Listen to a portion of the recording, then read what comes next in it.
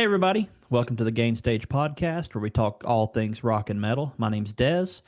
Today's guest is the vocalist of a band that helped shape the early 2000s rock scene, and I'm extremely excited to have them on. We're joined by Wil from Earshot. How you doing, man? Good. Thank you for the very kind introduction. Yeah, absolutely. So, um, most people my age discovered you guys through games like MX versus ATV Unleashed with your song Wait. Yeah. Massive song in the early 2000s, and that really helped shape my music taste. So thank you for that, for having that level of influence. And you guys have been active almost behind the scenes. You have dropped singles every couple years or so. Mhm. And it seems like you're gearing up to release a new album. So kind of walk us through that, like what your plans are for the immediate future.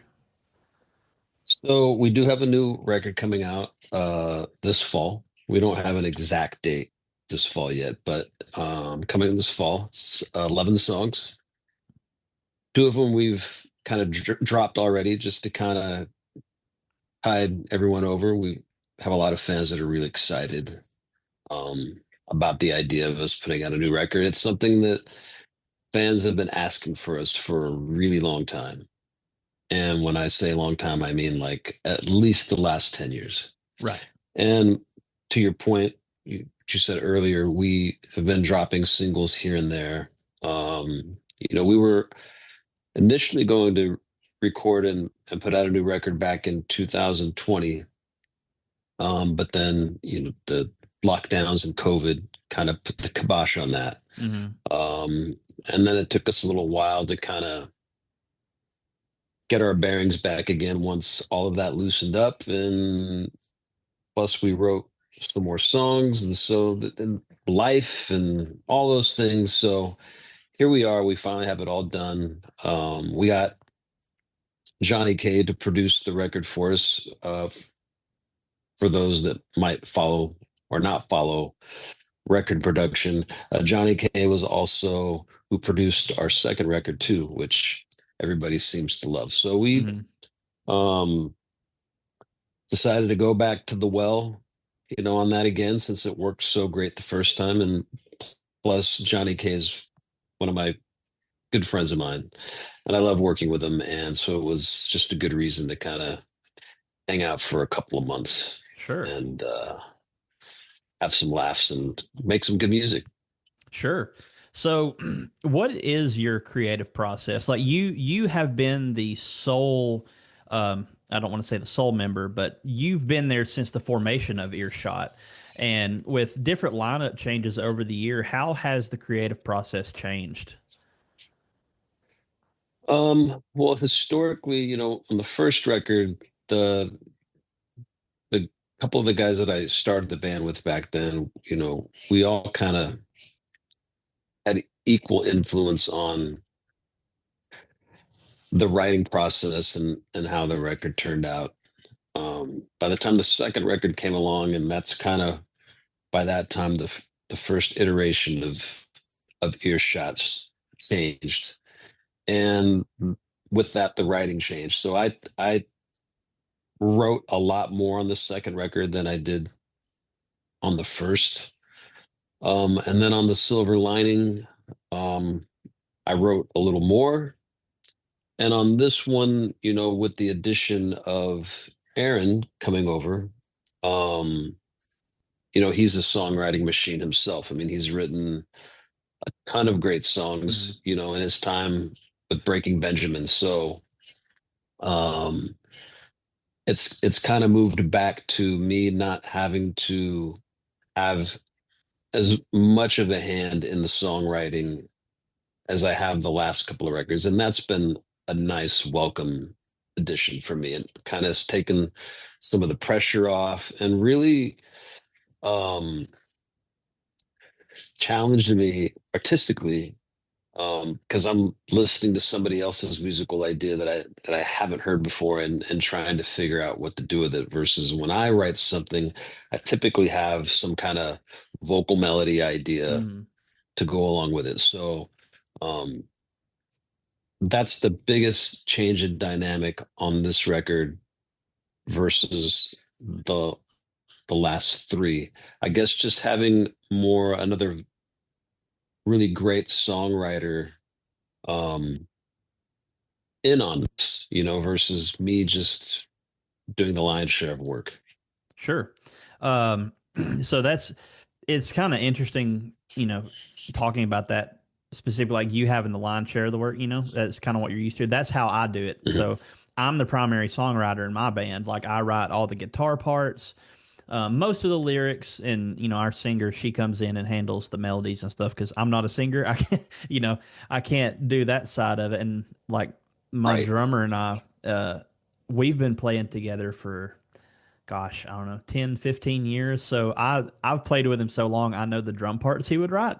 So, I'm sure the process has changed a good bit. Like you guys probably, track with live drums and stuff, but we program it just because being an independent band, it is expensive to do that kind of stuff, to afford studio time. So we kind of do everything as simple as possible, amp plugins, drum library and stuff like that. So Mm. how has anything like that changed for you guys? Where I'm sure, as like when you're recording, like two, for instance, like you said, solid album, everybody loved it. I imagine you guys use amps, live drums, and stuff like that. But are you Yeah. still doing that on the current stuff? Or are you taking more of a modern approach, similar to how we do it? No, I mean when we're demoing and writing, we're, some stuff we have live drums on, some stuff it's programmed drums, just to get the idea across. But in terms of the record, it's real drums, it's real guitars, it's real bass, real vocals, just like we always have done. And you're right, it is expensive. We're not currently on a record label, so we Mm-hmm. haven't had the funding from a record label to make this record. So I've literally, shelled out the money to do this on our own, and it'll be fine. Well, I'm sure we're either going to do this on our own. We're still in the process of trying to decide what and how we're going to do it. But either way, whether we do it on our own or whether we end up partnering with a record label, um, it'll be okay. So I'm not worried about it. But it is expensive to make a record. Sure. Absolutely. Yeah, I don't, as an independent artist myself, I don't see how like you're funding the full thing, right? And I don't see how bands can be, like a step above you guys and do that sort of thing just because of the expense of it. And Right. it's, how do you feel about record labels kind of taking a step back now? It seems like bands are becoming more independent. For instance, I don't know if you're familiar with them, Archspire. They're like a technical death metal band, right? Mhm. They were signed to a record label for many, many years, and now they're deciding to go independent to have more Mhm. control over their stuff. Um, what do you think about bands doing that now and not having to rely on record labels anymore? Because it's not like it used to be where in order to tour and get the funds and record and all that, you almost had to have a record label to quote unquote make it in the industry. And now it seems there's an equal footing on it. It's just more hard work if you're an independent band. Well, I don't know whether, I mean, you do have more control, that's for sure, but control over what, I would argue. And I hear that a lot. Bands are doing it independently so they can have more control. And Mm, I'm not sure what that means. I You do have more control, but what you have less of is you have less access to money, marketing, promotion, and also people that know what they're doing hmm. within those confines. So there's still a place for labels, and that's why it's important to, when you do partner with a label, that you kind of vet out, whether it's a good fit or not. You don't you shouldn't be with the label fighting, over having different ideas about, who you are as a band or an artist. If that's the case, then it just wasn't a good fit.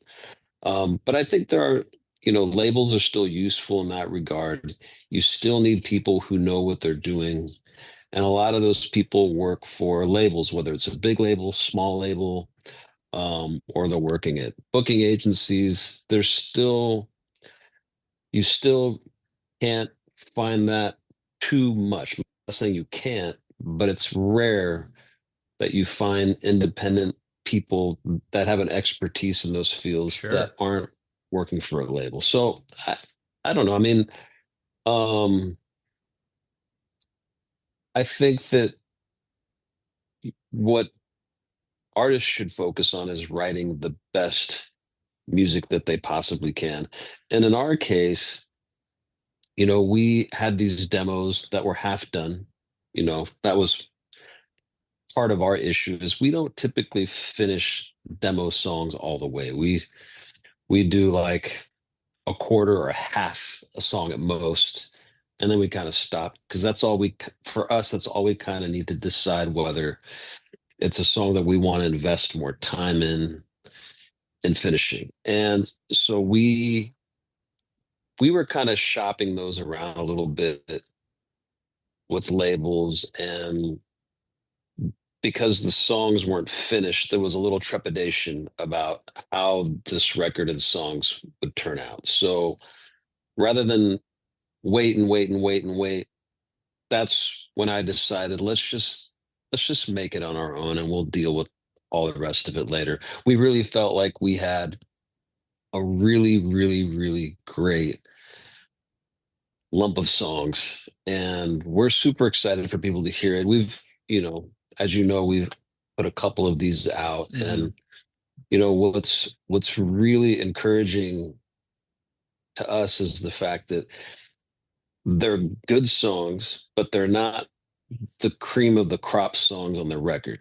And Okay. so we wanted to help tide people over and let people know that we were for real, that there is a new album coming. And so these songs kind of served as that.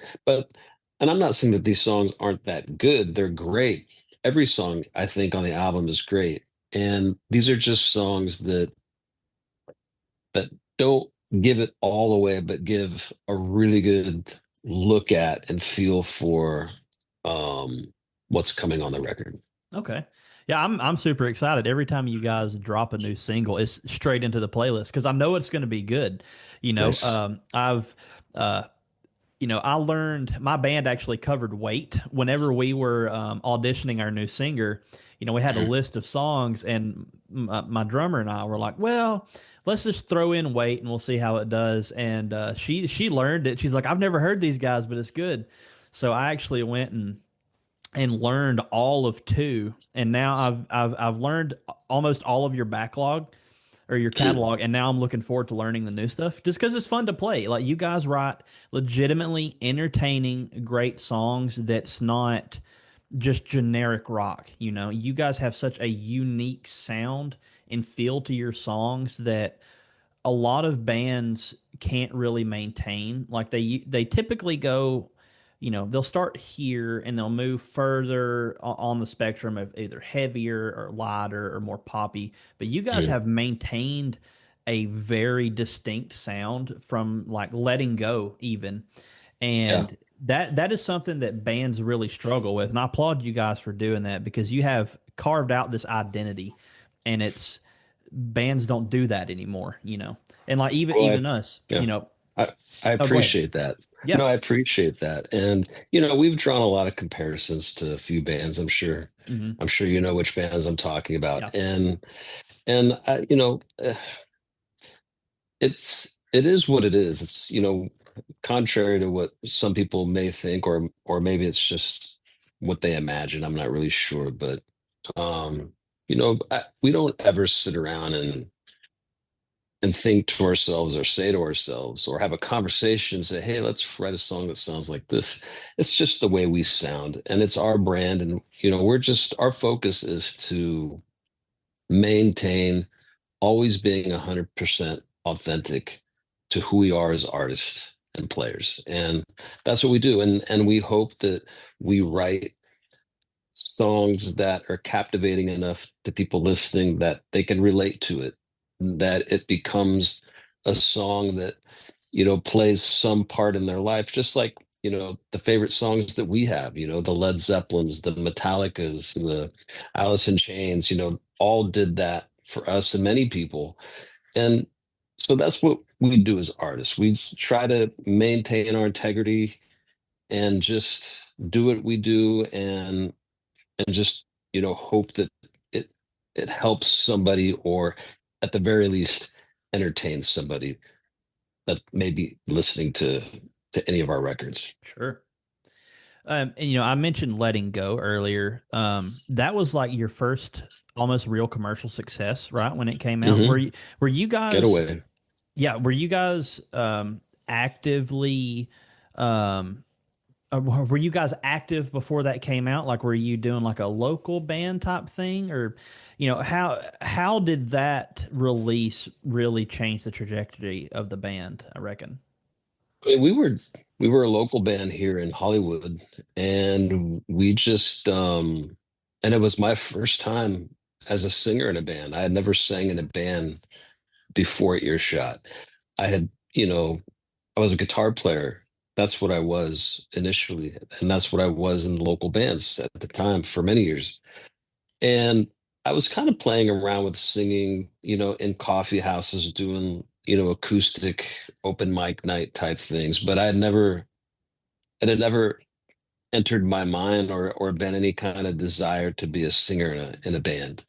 And it just kind of happened that way. And when I met the other three guys that I started this with, our initial goal was just to write four songs so we could open up for a band here in Hollywood.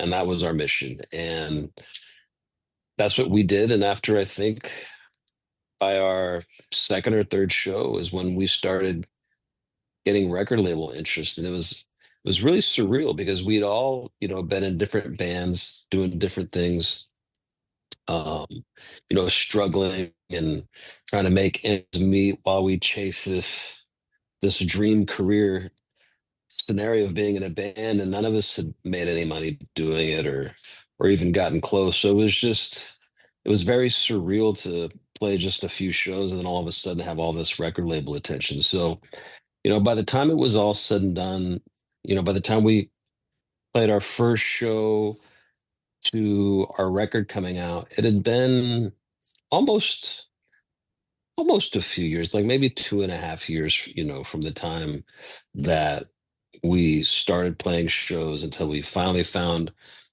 the right partner in Warner Brothers, and, wrote the rest of the record and got it out. It was about that long. It took Mhm. it took a minute. Yeah, on the topic of shows, this is something I like to bring up in the podcast episodes. Um, what are some disaster stories of playing a show, whether they be like you're on the tour bus and something crazy happens, or you're playing mid show, and I'm sure with you guys having such a wide amount of experience that you've got some crazy stories that have happened.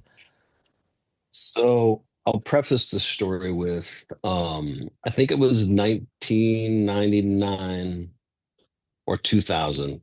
There was a radio festival here in LA called the K Rock Weenie Roast. And this year, Metallica was headlining, which is one of my favorite bands Sure. that I grew up with, and still is one of my favorite bands. Metallica was headlining, and I think direct support was Limp Bizkit. And this is when Significant Other had just come out, which I still to this day think is a great record. Um, but I remember there had been some, the crowd was throwing some pieces of trash up there, and Fred, being Fred, just decided to have the whole crowd pick up a piece of trash and throw on the street. And I just remember going, "Wow, dude, that's amazing." So skip to, I can't remember if it was, I think it was in 2002. We were on a radio festival, and all day long, all the bands had been complaining that people were throwing trash up onto the stage. And I remember having a conversation with one of the bands about that Limp Bizkit story. And I jokingly said, if trash comes up while we play, then I'll have people throw trash up on the stage, or maybe I should. And so anyway, we went up there and we played it, and nobody threw any trash until toward the end.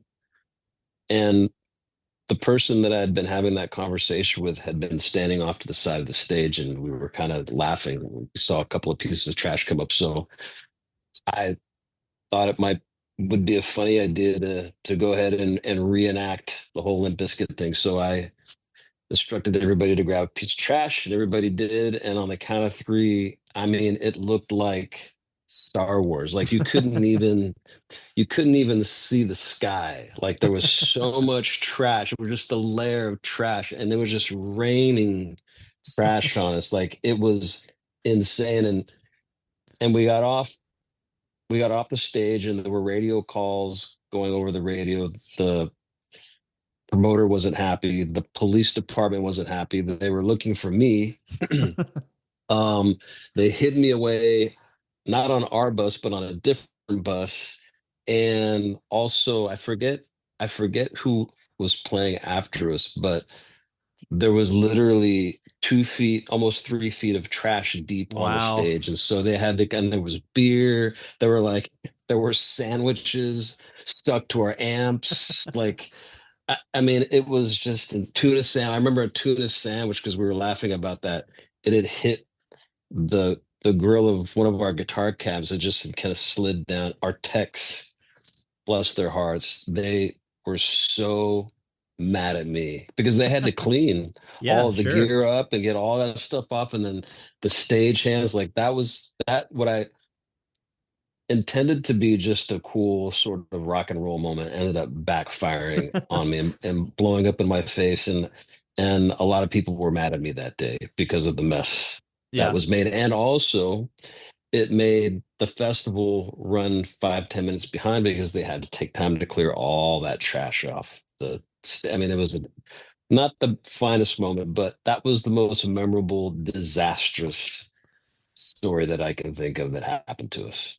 Yeah, that I can only imagine like being in the crowd and having somebody be like, yeah, throw trash up on the stage. That would be wild. And I don't know that you could necessarily get away with something like that nowadays, just because of I how strict remember things are. Well, I remember Sully Erna from Godsmack. I remember looking over the other side, saying he filmed the whole thing. So he's probably, I don't know if he has it somewhere still, but I remember like him and his buddy he was standing with, I remember he was recording the whole thing. He was just like in awe, like, holy shit. It was a lot of trash. Like Yeah. I've never seen so much trash flying through the air. It was insane. You'll need to see if I could somehow get in contact with him to get that footage. That would be really cool to like clip in here. That's funny. So That would be cool to have. I imagine that's kind of in your guys like where you started to get really popular, from Getaway and you know how did you guys what was the biggest adjustment going from being a local band to suddenly being in like the national spotlight? For me, I had to adjust from being a guitar player to being a singer, which I had never done. So that was just that just took time. It just took time to, to learn how to connect with songs in a different way than I had done, being a guitar player in a band. And also learning how to connect with the audience in a way that I'd never had to as a guitar player. So um it's funny you mentioned that. I was just because we're compiling a bunch of live video that we have from our very first tour, starting all the way back, like on the Snowcore tour. And it's funny as I was watching some of the footage.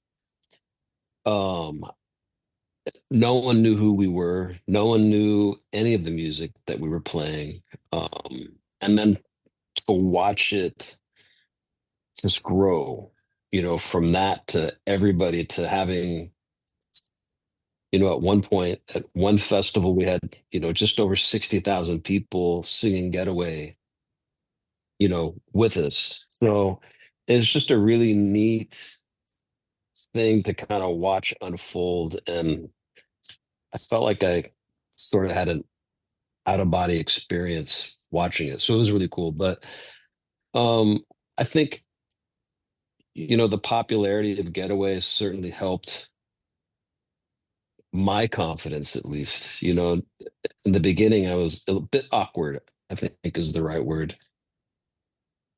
Never having really sang in a band, to these bigger crowds, to the awkwardness of no one even knowing the songs that we're singing. It just took time. It just took time. Yeah, and I wonder if bands kind of really experience that now, because now in today's age it's a whole lot different. You didn't have social media back then. You would Mm. get band news from MTV or like magazines and stuff like that, and now, Lord, I could pull up TikTok and see 100 new bands. And this is actually a question from the previous band I interviewed, and I'll get a question from you later. Um, Jack the Elbow. They are a local prog rock band from Birmingham, which is the area I'm from. They wanted me to ask you, coming up in the early 2000s, how do you feel you guys had it different from bands now? And what advice could you give a band that's coming up in the current industry? Whew. Well, there's a lot of things different now that were very different then. Record labels were a lot more involved in rock music. They're not as involved in rock music Mm, today as they were then. And I think it's because there's just so many rock bands out there. Uh,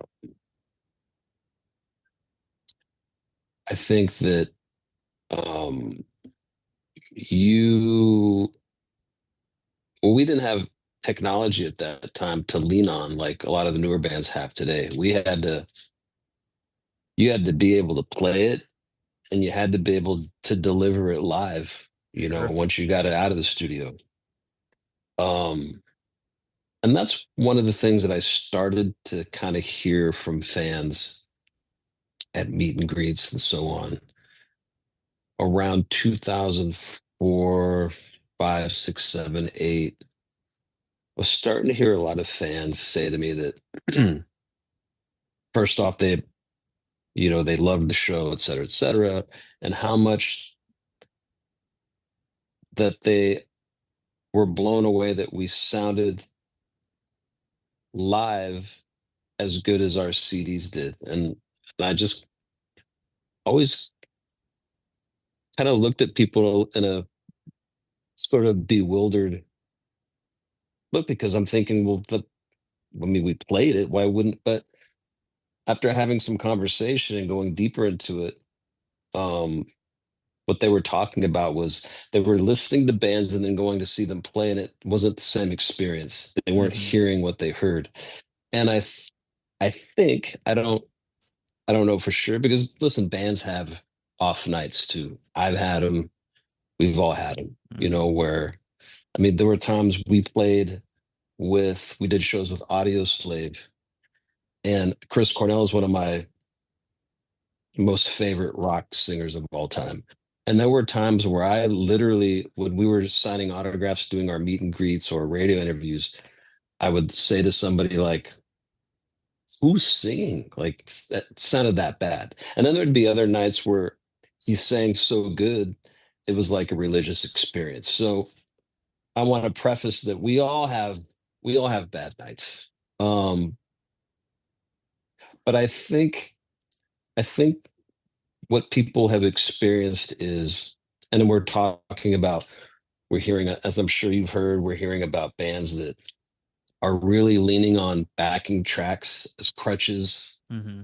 and not, there's discussion about how much are certain bands utilizing, these tools, to what degree.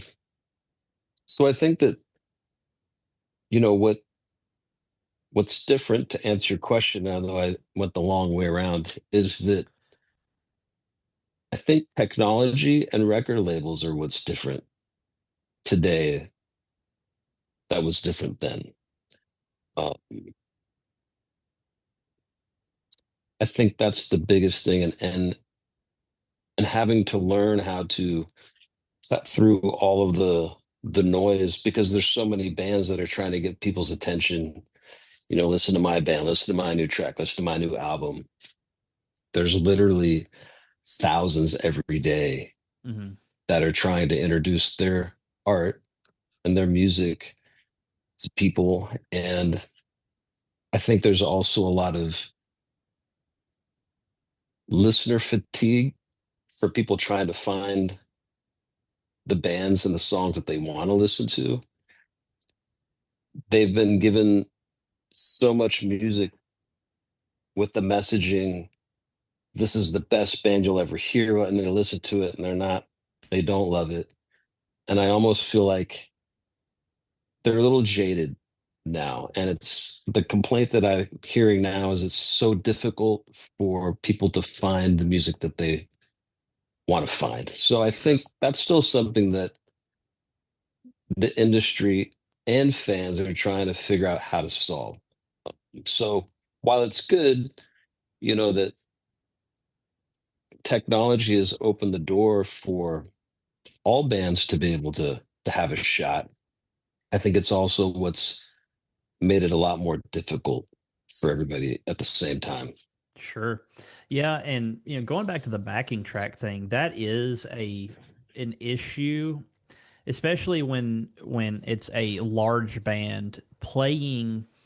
Like, they'll have two guitarists and then they'll still be playing their guitar tracks, that they recorded with, and you could tell that they're either miming or their volume so low that they're essentially just miming along to it, and it's no different than lip syncing, in my opinion. And we use tracks, but it's for stuff like bass drops or, just like our background stuff that's not one of us playing. But we are one of the bands around here that have leapt into doing the full production type stuff. We have our own lighting system, fog machine, and all that. So, we try to give a full live experience, but we are still taking the time to practice, like, 40 hours a month, making sure our songs are tight, we're tight. And there was a band I went to see. Um, I can't remember who was headlining, but it was a smaller band that was coming up, and the vocalist was singing, but his vocal tracks from the album were directly underneath his, what he was singing, and it's really disingenuous. Like you're saying, Mhm. fans should expect to hear you be able to perform that. And then whenever you go to see somebody live and they can't, it's very underwhelming, and it's a kind of a turn off. Like, I wouldn't listen to a band that does that, essentially. Yeah. Just because if you're not going to take the time to put in, or if you're not going to take time, if you're not going to put in the time to learn your parts and actually play them, then you're faking it to make it, and it's really unfair to the bands that are putting in the time to do that. And Right. and there's I don't know how active you are on like TikTok and Instagram and stuff like that, but there are guitarists that are miming along to everything they play, and they're playing insane passages. But their parts are either programmed or completely pre-recorded, and they're just going back and miming everything. And it seems like people are doing this as a way to, like, hey, look at me, look what I can do. it's Yeah. it's all highly produced, and there's no real. I mean, there's skill to it, but it's like they're not doing it live. There's a totally different thing in being in a studio versus doing it live. Completely Mhm. different.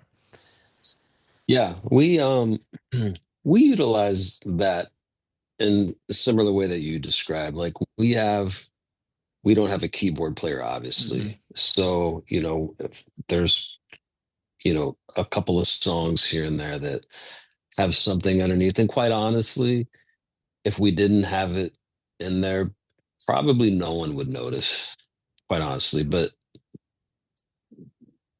as an artist, like in my head, I feel like, oh, that's got to be in there. Like Yeah. that's like it's, or you know, we use it for that stuff that, that we don't have a guy for, or bass drop, like you said. Um, and from time to time, we'll put a background vocal to kind of help out. Because on the records, I do all of the harmonies and background vocals. So it's tough for Sure. anybody that's been in the band to kind of fully recreate at at that level, at the same Sure. Yeah. level, that I can. So, we'll have that in there a little bit just to kind of, they're still singing, but it's just kind of to help them out, so it doesn't, so it just sounds more, cohesive. But that's all we use it for. I mean, we pride ourselves on, being and working at being among the best, out there. Sure. And to do that, to your point, like it takes work, it takes practice. It's been a lifelong dedication and practice, to get just to where we've gotten now. And I'm the kind of person that I feel like I can always get better. Hmm. And I'll keep moving and working to be better each time. So anytime I see, bands doing what you describe, and I've heard it too, it's just it almost makes me resentful in a way. Like how is that even fair? Right. But the world isn't fair sometimes. So I stay in my lane, and I focus on what I do, and I focus on, again, working to be among the best, and hopefully that'll be a legacy, when one day I decide I don't want to scream my head off anymore, that people will go, fucking A, that dude could fucking sing. Yeah. For better, for worse, he could sing and he could write songs. So that's what I actively work at and focus on. And all the other stuff, I think fans are smart enough to figure out eventually and pretty quickly, what's real and what's not real, and what's Hmm. authentic and what's not. So I trust that, and I just stay in my lane. Sure.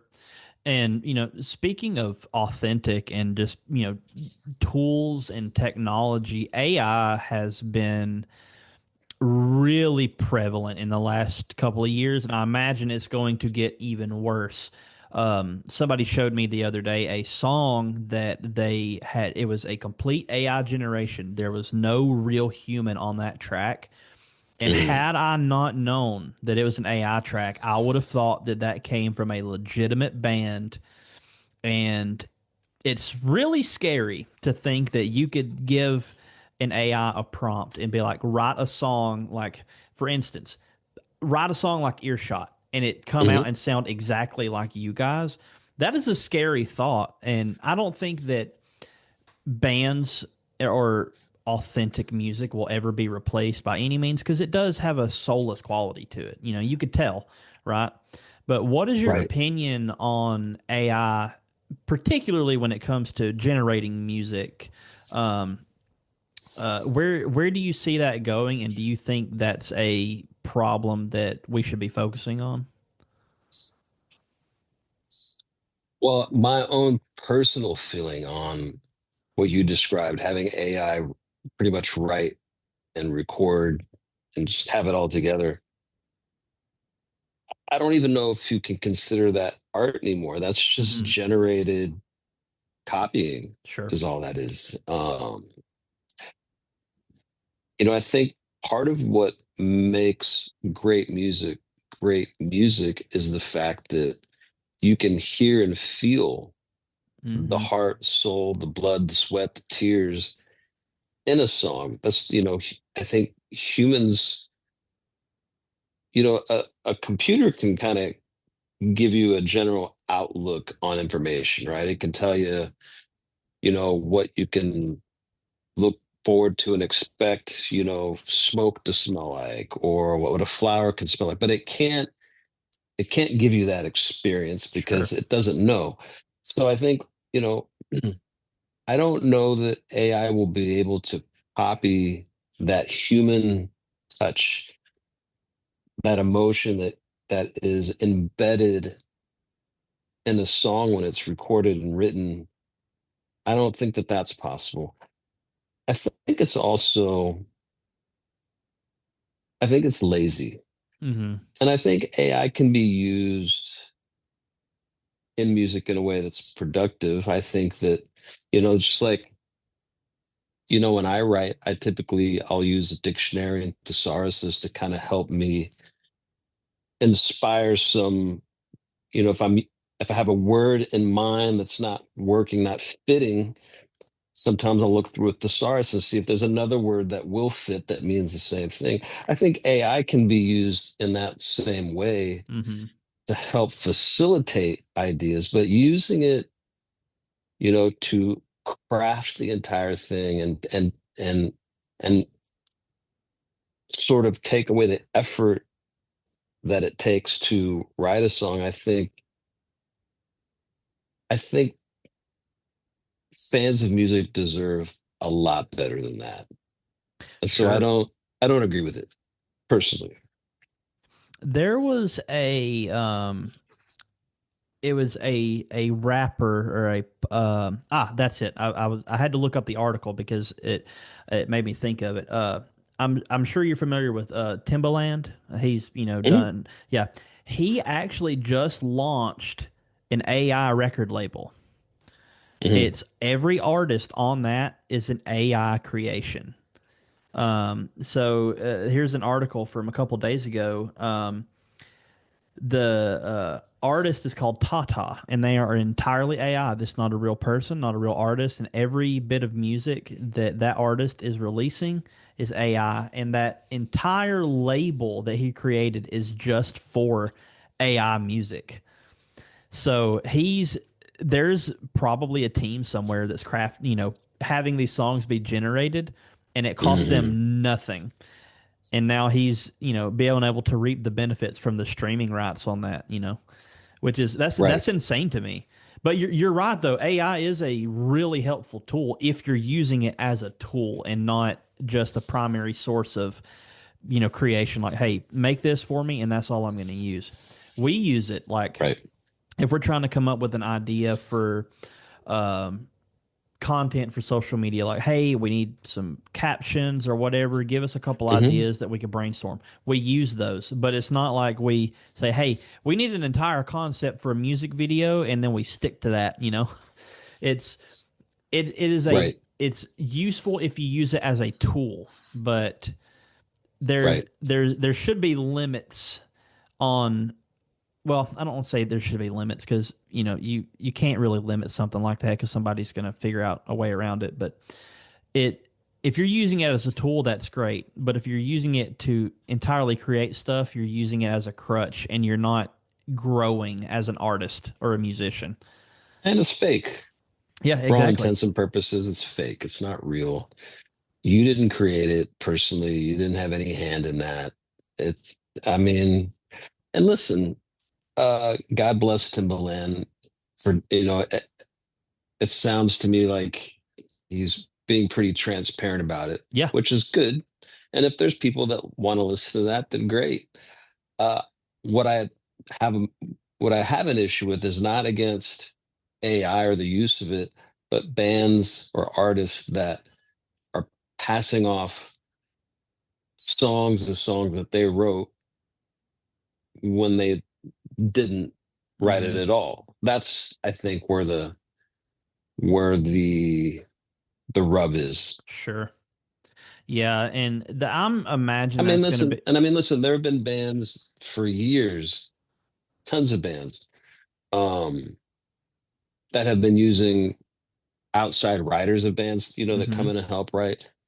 And that's okay. I mean, listen, again, it's still people generated, people sitting in a room, hashing these things out. Um, so there's a big difference, I think, at least in my mind, of what we're talking about. Sure. And so I don't mean to say that AI should, be torched and burned.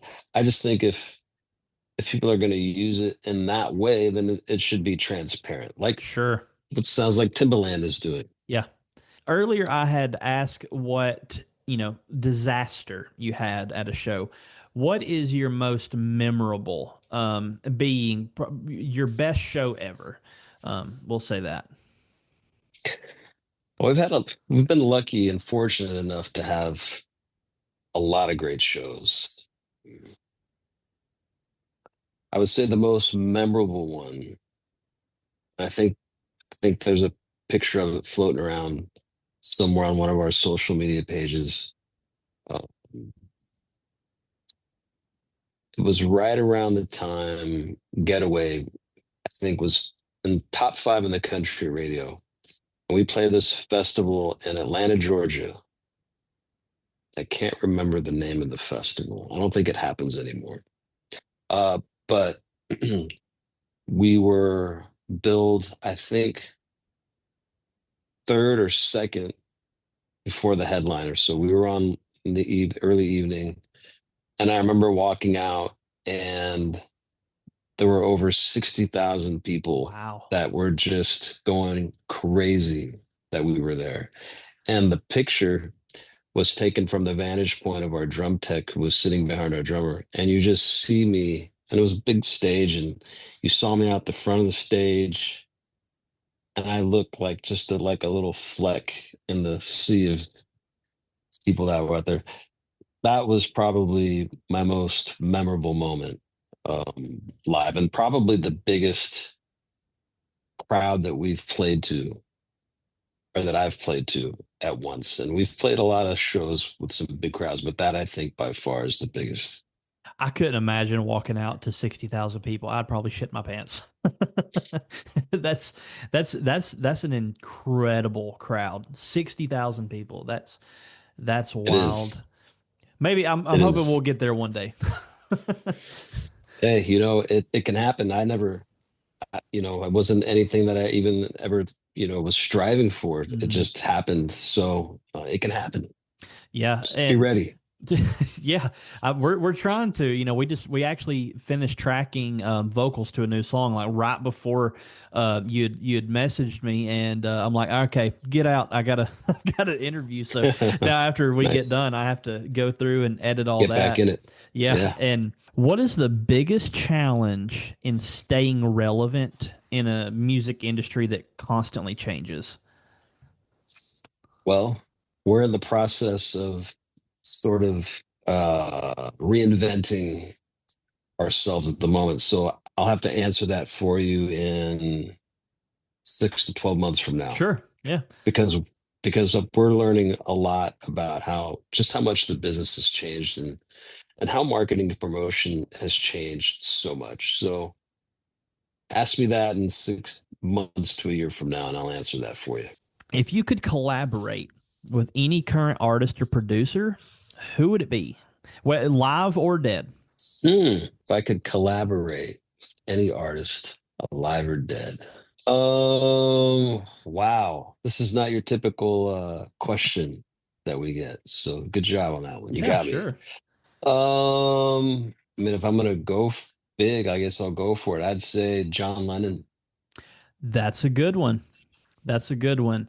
The Beatles were actually one of my favorite bands when I was in high school, and I always got a lot of people's like, "Why do you like the Beatles?" Like, well, they're incredible musicians. That's a good answer. When you were saying Chris Cornell earlier and how he's one of your favorite vocalists, I kind of expected it'd be Chris Cornell, but John Lennon. That's a good one. Well, John Lennon, collaborating with John Lennon means that it's gonna be a fucking banger of a song. Yeah, absolutely. The last thing I have for you is I want you to come up with a question for the next guest I have on the podcast. His name is Devin Williams. He is the guitarist for a band called Witch Hunter. They are from, local to the area. It could be anything. It doesn't have to be music related. I try to get bands and guests involved in a question that's kind of thought provoking or fun. So whatever it could be, music related, food related, whatever. Hmm. Not having really much of a background on the artist or the band, like I don't know how long they've been Sure. around. how long they've been doing it. But I'm always curious to know how often other artists and writers go through like a writer's block Sure. spell. Good question. Like long- what's a typical time frame, and how long does it take, and how tough is it to get out of it? Sure. Good question. And what are some things that you do to get out of it? I always ask that question to other Yeah, artists. I actually have just went through a serious bout of writer's block. We've been working on our new single Saline for, oh gosh, 6 or 7 weeks, and we have Mhm. retracked vocals like 4 or 5 times, and we're just unhappy with it. I rewrote the guitar parts and drum parts, and finally I'm like, okay, let's do something different. So I came to the studio yesterday and I wrote a whole new song in 4 hours. And I'm like, this is Nice. a breath of fresh air. And we kind of went for what song would be on the radio currently, So I wrote like a simple radio rock song, and it was fun to do, Hmm. and it kind of a palate cleanser, so to speak. Good. So, all right. Very nice. So I appreciate you being on the podcast. Again, you are the biggest guest I've had so far, and it really means a lot Oh, taking the time to giving your time to a complete nobody means a lot. So what can thanks for having fans us. absolutely? So what can fans expect next from Earshot? An amazing 11 song record that will probably be more popular than our most popular beloved record too. I'm can't wait. I'm extremely looking forward to it. Thanks for tuning in to the Gain Stage podcast. We'll catch you next time.